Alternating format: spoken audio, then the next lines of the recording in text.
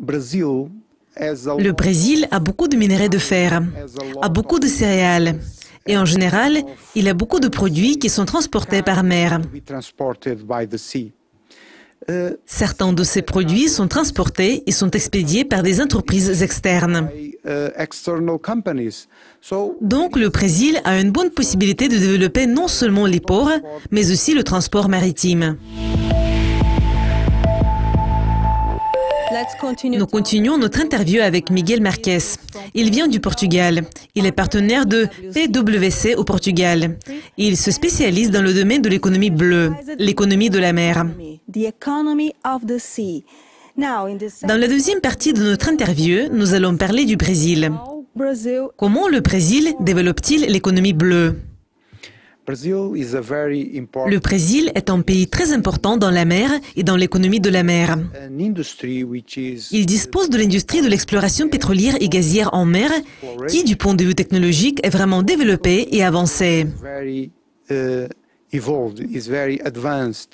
En 2015, le Brésil a été le 5e plus grand pays dans le monde en matière d'extraction du pétrole et du gaz en mer. Mais il est à noter que la mer offre beaucoup de possibilités au Brésil, comme par exemple le tourisme. Le tourisme est très important pour le Brésil. Cependant, ce domaine n'est pas encore très bien développé. Le tourisme maritime a un potentiel énorme au Brésil. Et vous avez par exemple de très bons sportifs dans le domaine du surf et de la voile. Vous gagnez des médailles d'or. Vous êtes dans le top 3 et même dans le top 2 s'il s'agit du surf. Donc, vous utilisez déjà la mer dans plusieurs domaines. Cependant, vous pouvez tirer beaucoup plus de profit de la mer et des activités maritimes. Pourriez-vous préciser comment? Il est important d'avoir une stratégie. Mais ce qui est même plus important, c'est d'essayer de mettre en œuvre cette stratégie de façon efficace. Tout d'abord, vous devez essayer de répondre à la question « Qui va développer l'économie de la mer ?» Qui sont ces gens? Et cela nous fait penser à la formation, aux recherches scientifiques, à l'école où nous devons découvrir plus sur la mer et ses possibilités et sur les activités maritimes. Mais même si vous pouvez répondre à la question « Qui va explorer la mer dans la communauté brésilienne ?», une autre question se pose. Comme nous sommes des animaux terrestres, nous avons besoin d'équipements pour utiliser la mer. Donc, nous devrions développer l'industrie de la construction navale. Mais pas seulement dans le domaine de la construction de navires, mais aussi dans les domaines de la construction de plateformes et de la construction de robots. Donc, c'est la deuxième question.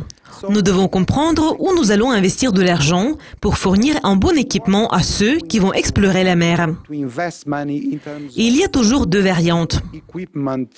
Nous pouvons construire cet équipement nous-mêmes ou nous pouvons l'acheter aux autres pays. Nous recommandons toujours aux pays d'essayer de construire la plupart de l'équipement dont ils ont besoin pour utiliser la mer et développer des activités maritimes eux-mêmes. Et une des façons de développer l'économie de la mer, c'est de trouver des gens parfaits pour ces activités. Parce qu'il y a évidemment des gens qui ne peuvent pas travailler dans ce domaine. Il faut avoir certaines compétences.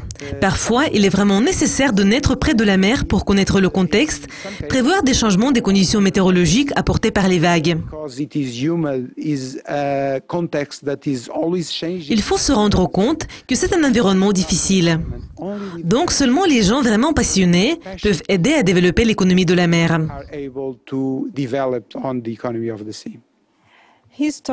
Historiquement, les pêcheurs et les gens travaillant dans le secteur de la pêche mènent une lutte. Quel est votre point de vue à ce sujet? Il y a des conflits et des tensions dans tous les secteurs, pas seulement dans le secteur de la pêche. Normalement, le tourisme et la pêche ont peu de choses en commun, aussi bien que les ports et l'aquaculture.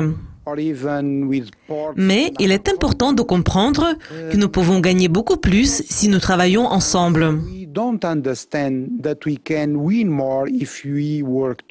Donc, nous devons essayer de trouver une solution gagnant-gagnant, une solution favorable à tous les participants. Et dans le cas de la pêche, si nous trouvons une solution pour la pêche traditionnelle et pour la pêche industrielle, cela pourrait apporter plus de bénéfices à la communauté maritime. Je suis sûr que tout le monde sera prêt aux négociations pour essayer de comprendre comment ils peuvent tirer plus de profit. Et un des conseils que nous pouvons donner, c'est de considérer le poisson, quand il est déjà pêché, comme matière première. Et donc, nous devons essayer d'ajouter de la valeur à ce produit. Nous pouvons par exemple le congeler ou le cuire. Cela veut dire que nous devons transformer ce produit pour pouvoir le vendre aux consommateurs. Car si vous proposez du poisson cru aux gens qui habitent dans les villes, ils n'auront pas le temps de le faire cuire. Donc, si vous essayez de pré-cuire ce produit pour eux et de le vendre avec une plus grande marge, ce sera une situation gagnant-gagnant pour tout le monde. Donc, nous devons chercher des possibilités pour augmenter la marge. Et cela pourrait apporter de grands profits aux communautés de pêcheurs.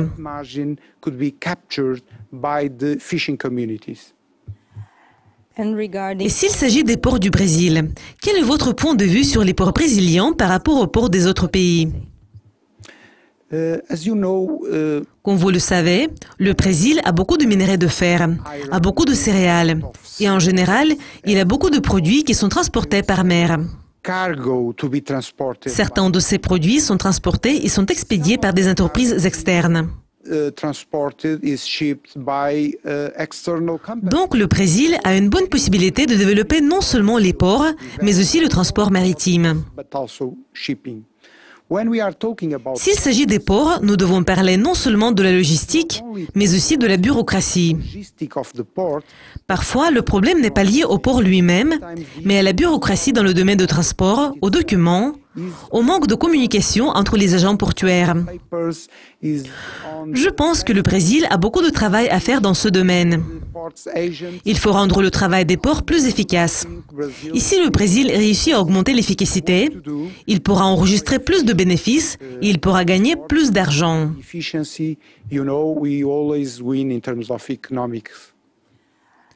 Nous avons souvent des difficultés à exporter des produits, surtout dans les ports au sud-est du pays. Quel est votre point de vue à ce sujet? S'il s'agit des exportations, il est à noter que le Brésil n'est pas situé sur la plus grande route de la mer. C'est plutôt une route secondaire. La plus grande voie maritime commence en Asie, entre dans la Méditerranée et traverse l'Atlantique entre l'Europe et les États-Unis. Donc le Brésil doit faire un peu plus d'efforts pour devenir un des plus importants pays dans le domaine du transport maritime. Et je vous conseille d'utiliser votre avantage, c'est-à-dire les produits que vous pouvez transporter. Donc, s'il s'agit des exportations, ce qui est le plus important, ce n'est pas votre position géographique. Ce sont les produits, le fret que vous devez transporter. Et si nous parlons des fleuves et des rivières du Brésil, à votre avis, pouvons-nous les utiliser de façon plus efficace du point de vue économique? Oui, si nous parlons de l'économie de la mer, nous parlons de toutes les eaux, y compris des eaux intérieures. Et le Brésil a des possibilités de transporter des produits en utilisant les eaux intérieures. Vous avez également des possibilités dans le domaine du tourisme, aussi bien que dans le secteur des fruits de mer et dans le secteur alimentaire qui pourrait utiliser le poisson pêché dans les eaux intérieures. Et le Brésil est dans le top 15 en termes d'aquaculture. Je sais qu'il serait mieux d'être dans le top 5, mais vous êtes dans le top 15 et c'est déjà un très bon résultat. Donc vous pouvez progresser dans le classement des pays s'occupant de l'aquaculture dans les eaux intérieures. Cette situation est probablement liée au fait que nous avons parfois des projets de développement des activités dans les eaux intérieures. Mais je n'ai jamais entendu parler d'un plan gouvernemental de développement des activités en mer. Nous ne devons pas oublier que les conditions de la mer sont difficiles. Les vagues de la mer sont beaucoup plus grandes que celles des eaux intérieures. Donc, il est important d'avoir une bonne stratégie. Mais il est à noter que vous ne pouvez pas trouver beaucoup d'exemples du succès des activités en mer dans le monde. Il y a évidemment certains exemples du succès des activités dans la Méditerranée et dans les eaux des fjords en Norvège et en Scandinavie, parce qu'il s'agit des eaux protégées. Il est à noter que ces eaux sont considérées comme des eaux intérieures. Donc, l'aquaculture en mer n'est pas très développée dans le monde. Si nous parlons de l'aquaculture, c'est la Chine qui est le leader dans ce domaine. Mais la grande majorité, 80% des expéditions, sont effectuées dans les eaux intérieures. Donc, ce qui est le plus important pour le développement de l'aquaculture, ce sont les eaux intérieures. Et s'il s'agit de la pollution de l'environnement, nous savons que ce problème a touché par exemple la baie Guanabara à Rio. Donc, quel impact cela pourrait avoir sur l'aquaculture et quelles pourraient être les pertes? Il est dommage que des endroits pittoresques tels que Rio aient des problèmes provoqués par la pollution de l'environnement. Ce n'est pas seulement le problème du Brésil. Il y a beaucoup d'endroits dans les océans qui sont pollués. Il y a des îles de plastique dans les océans. Il est vraiment important de trouver des moyens pour préserver l'environnement. Nous devons éviter la pollution, mais aujourd'hui, nous devons également reconstruire l'environnement. Et nous devons retirer tout le plastique de la mer. Et Rio de Janeiro a évidemment besoin d'une campagne pour essayer de nettoyer les eaux près de ses côtes. Miguel Marquez, merci beaucoup de cette interview et de vos commentaires. Merci. Vous êtes toujours le bienvenu au Brésil. Merci beaucoup de votre invitation, Lucini. Je vais venir. Lucini Miranda pour Dukascopy TV.